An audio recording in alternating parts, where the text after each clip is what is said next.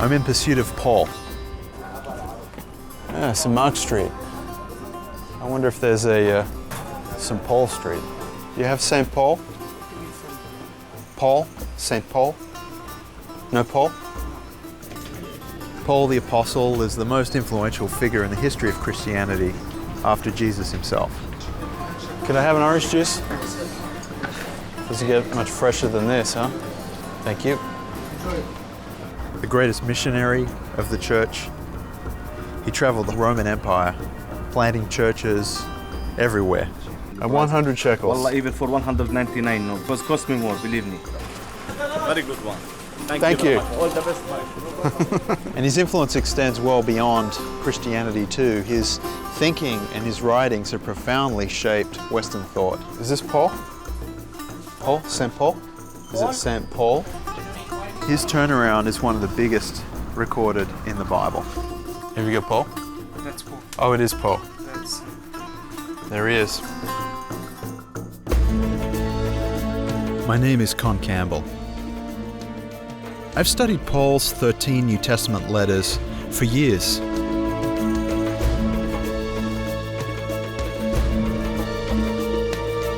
Now I'm on a journey to know Paul better.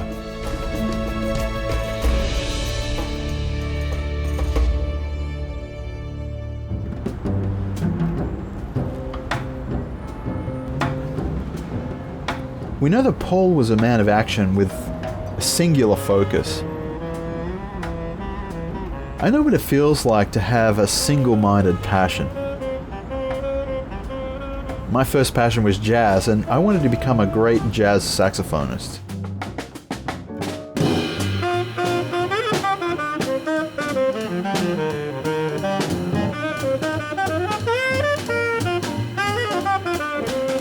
You can go anywhere in the world and find people who love jazz, even in Jerusalem.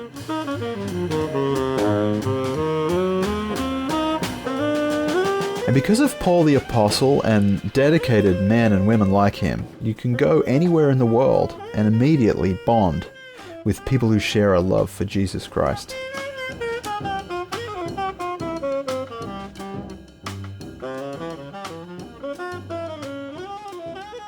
My pursuit of Paul the Apostle begins here in Jerusalem.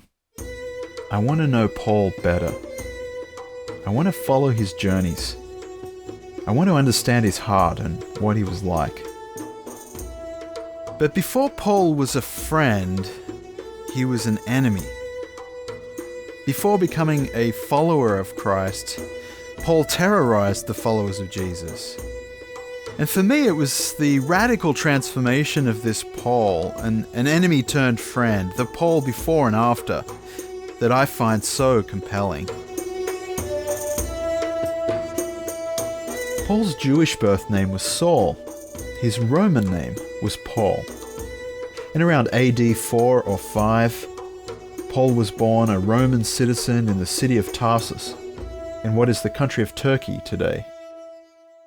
At the time of Jesus and Paul, the temple stood on top of the western wall. Today, the Muslim shrine, the Dome of the Rock, holds that position. In first century Jerusalem, religious leaders took action when a new movement within Judaism called the Way seemed to threaten the very foundations of traditional Judaism. The Way described the followers of Jesus of Nazareth, who was crucified by the Romans in AD 33.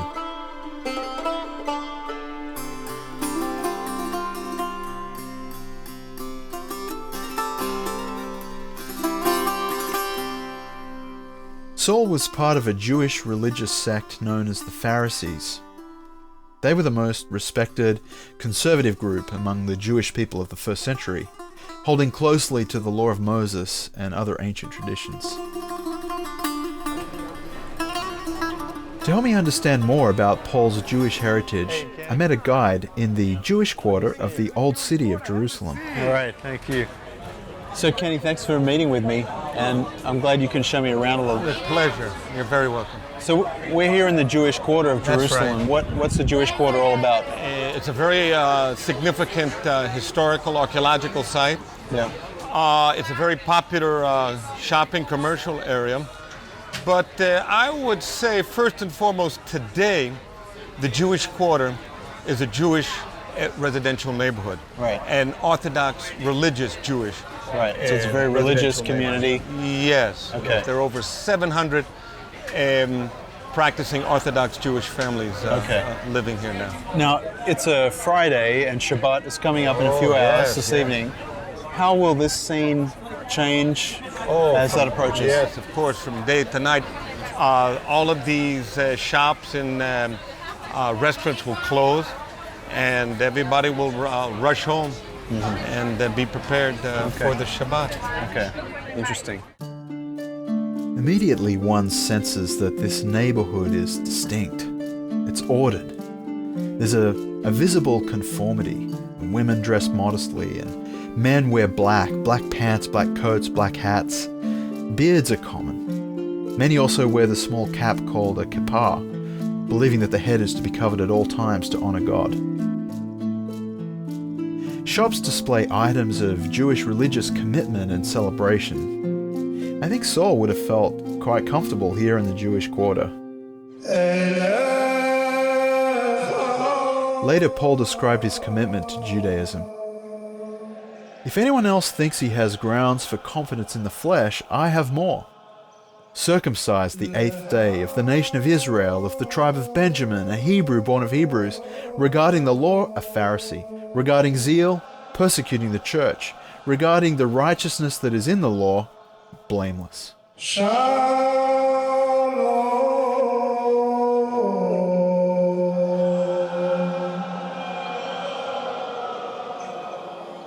After the death and resurrection of Jesus, a young man named Stephen was one of the first people to respond to the preaching of the apostles.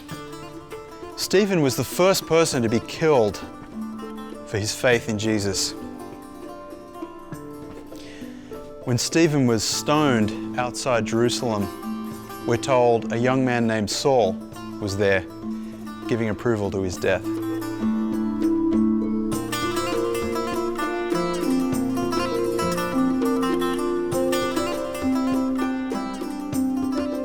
This is Stephen's Gate. It's the traditional site where Stephen was stoned to death. And the very first time that Saul is mentioned in history is him standing right here giving approval to Stephen's death. On the day that Stephen was killed, a violent persecution broke out against the church. And Saul was filled with a zealous rage against the followers of Jesus. He went from house to house, locking up men and women, throwing them into prison. And he even went so far as to get a letter from the high priest so that he could go up to the synagogues in Damascus and arrest the followers of Jesus and bring them back to Jerusalem as his prisoners. Having received authority and soldiers from the high priest, Saul left Jerusalem and headed north toward Damascus to hunt down and arrest other followers of Jesus.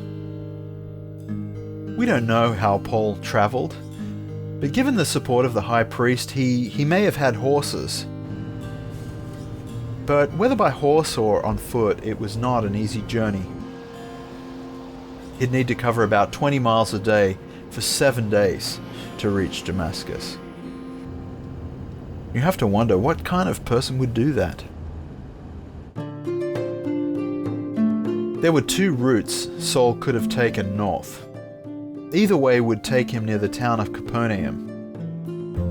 Capernaum lies on the north shore of the Sea of Galilee on an ancient international highway. This was home base for Jesus during his 3.5 years of public ministry. Jesus would have known the synagogue in Capernaum.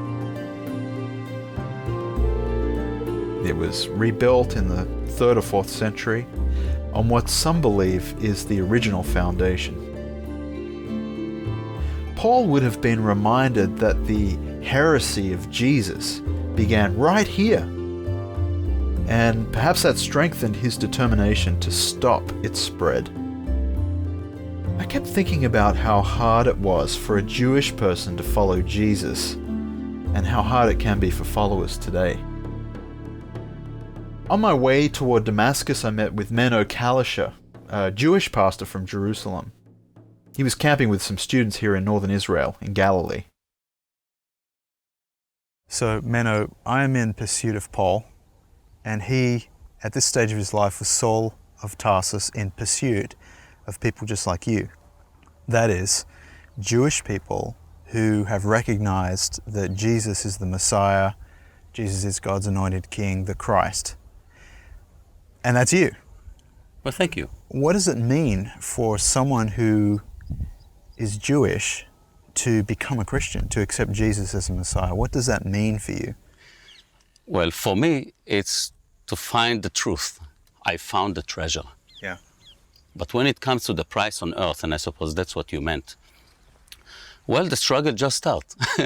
Because you have to understand what your own nation think about Jesus, okay? For them, Jesus is heresy. For them, Jesus is everything that the Gentile Christian world did against Jews. You have to understand that many of the people in Israel divide the world in a very cubical and easy way. If you are from Africa or from some Arab countries, you are a Muslim. If you are from Israel, you're supposed to be a Jew. If you're from the Far East, you're a Buddhist or whatever they have there. And if you are from Europe, you're a Christian. And under this calculation, Nazis are Christians too. What the Catholic Church did in the worst times of the medieval time through the Inquisition and so on, that's Christianity. Yeah. Do you think that the true Messiah will do what they did to our own people? So when I call and ask something or I introduce myself to some people, sometimes, and it's very hard, but some people will answer by phone, Hitler didn't do a good job, you're still alive. You totally understand where it comes from. You look what happened in Africa, you see what happened in different places. People are put to death by machine guns only because they believe in Jesus. This is persecution. You see what happened in the 1st century for believers. This is persecution. I cannot complain.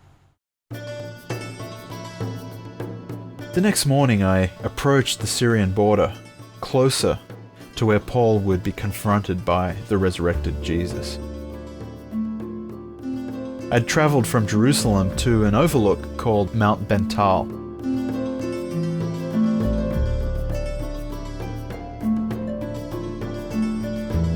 The United Nations uses this border location as an observation point into Syria.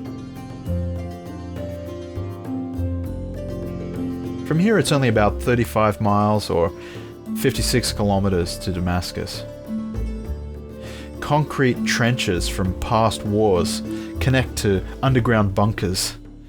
Tensions remain in the region.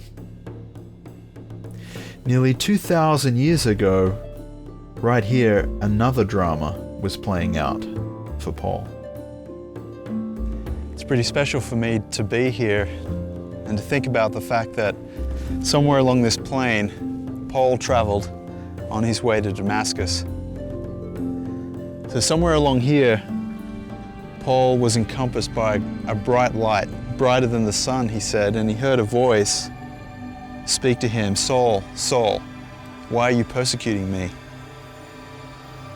And he said, "Who are you, Lord?"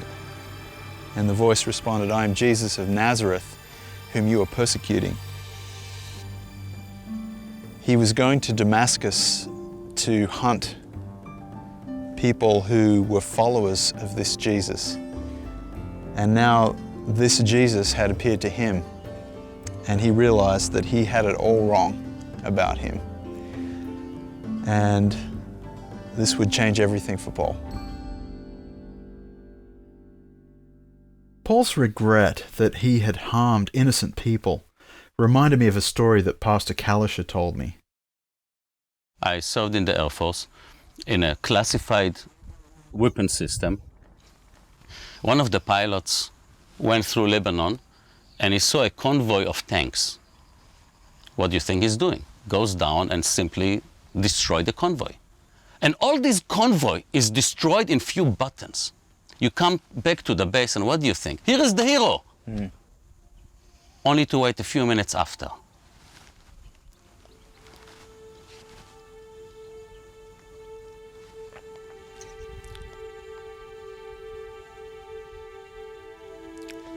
You kill your own brothers.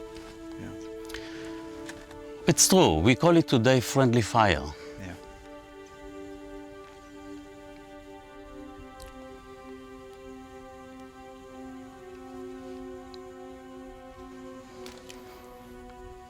So, Paul described himself in exactly that way. He was zealous, he was passionate, he wanted to bring glory to God, but his zeal was not according to knowledge. But I do believe that after meeting Christ and realizing I thought that I'm killing enemies and I'm killing God's children. How could I be so blind? And I'm not alone. I mean, I'm following my chief rabbi. The high priest gave me the license. Where did we go wrong? Where did we misunderstand the Bible that God comes down to earth and we call him the devil? I'm sure it was the shock of his life. Yeah.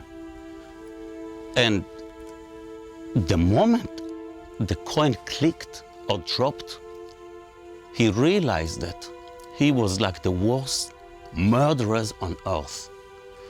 And to be the most horrific murder against God, meeting God face to face, and God tells you, you are my child, you are my ambassador, I'm using you to glorify my name. If this is not grace, what grace is? Because God's grace was enough for him. But I do believe that when he said, I die for myself and live for Christ, that was the source. One of the reasons I'm a follower of Jesus is because of Paul's testimony of what happened along here on his way to Damascus. I was someone who was totally committed to something else. For me, it was playing jazz music, and being a professional musician, you have to give it 110%. You're practicing several hours every day, making all your decisions around what's good for music, what's best for your career, that kind of thing. And that was my position in life. I was dug in. That's what it was all about for me. But I had a radical change of direction, a bit like Paul, perhaps not quite as radical as his. But I realized that the direction I was heading in ultimately was not the right one. And that for me to head in the right direction, like Paul, I had to become a follower of Jesus and set my path in that direction. And once I did that, that changed everything. My meaning in life, purpose, what I would spend my time doing, what I felt was important, and ultimately who I was doing it for. That's probably the biggest change. Rather than living for myself and for my own fame or glory or achievement, I was now living to serve him. Looking back, I'm grateful. And so was Paul. Later he wrote, Christ Jesus came into the world to save sinners, and I am the worst of them, but I received mercy.